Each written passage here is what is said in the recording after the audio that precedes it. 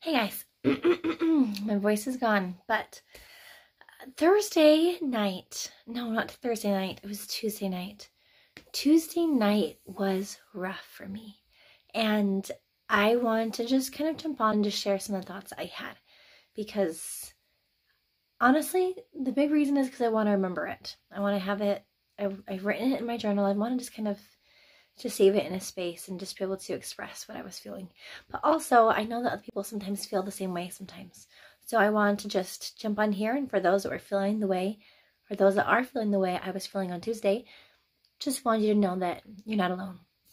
So Tuesday was rough, but it didn't start off that way. It started off actually quite the opposite. Tuesday started off fantastic.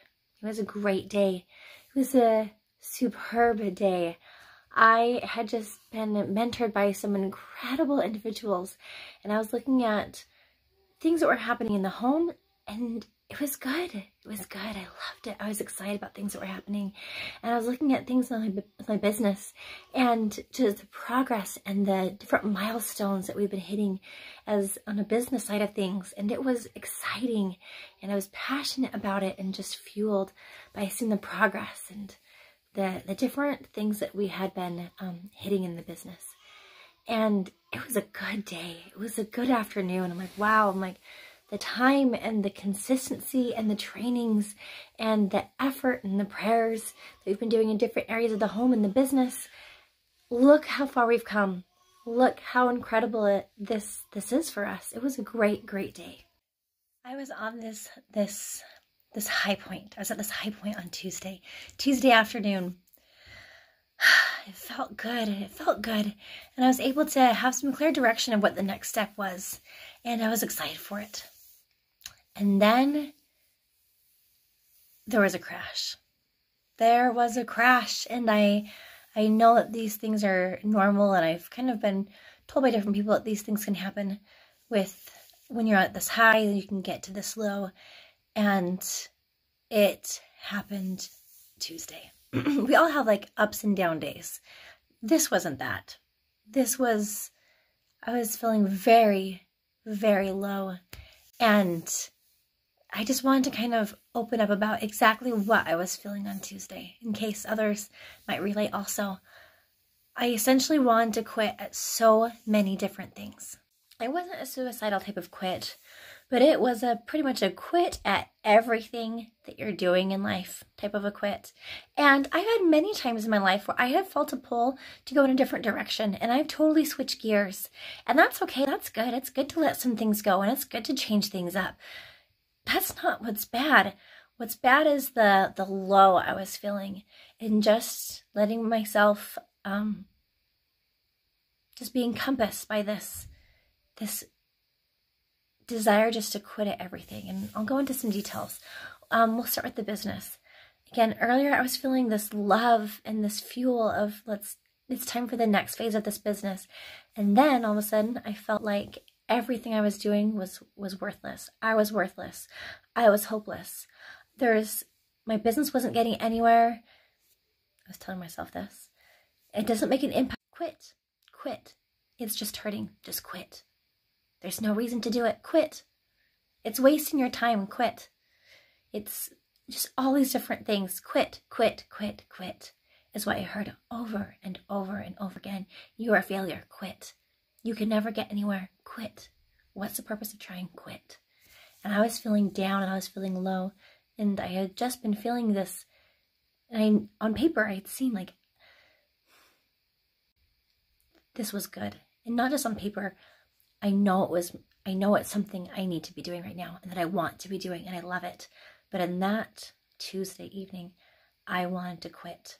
Completely just quit. And then it went on to my parenting. You're probably just messing up your kids. The things that you're doing right now, just quit. Why are you doing this? You're homeschooling. Just quit. You're messing up your kids' education. Again, there's one thing to change directions. You feel the call or the desire to change directions, but this wasn't it. I can't say it enough. I was just being bombarded with quit, quit, quit. You're a failure. You can never make it. You're hurting everyone around you. Just quit. And it was in so many different aspects of my life. Just quit. And finally, with this just going constantly in my mind. And I just felt like I couldn't escape from it. Just feeling this low. And I was cleaning up the house. And again, it's like, why do you even bother cleaning? Just quit. And I was just kneeling on the stairs. I was going down to the basement. And I was just praying. And my prayer was, I know God does not speak this way. When I feel low or when I feel tired and I need to progress, I need to change, God does not kick me down and make me feel like a failure. Satan wants us to feel like we cannot progress, like we will never be enough. He wants to kick us down when we are low or when we're feeling on a high. He wants to knock us off. If you saw your kids kicking someone that had fallen, you'd be furious.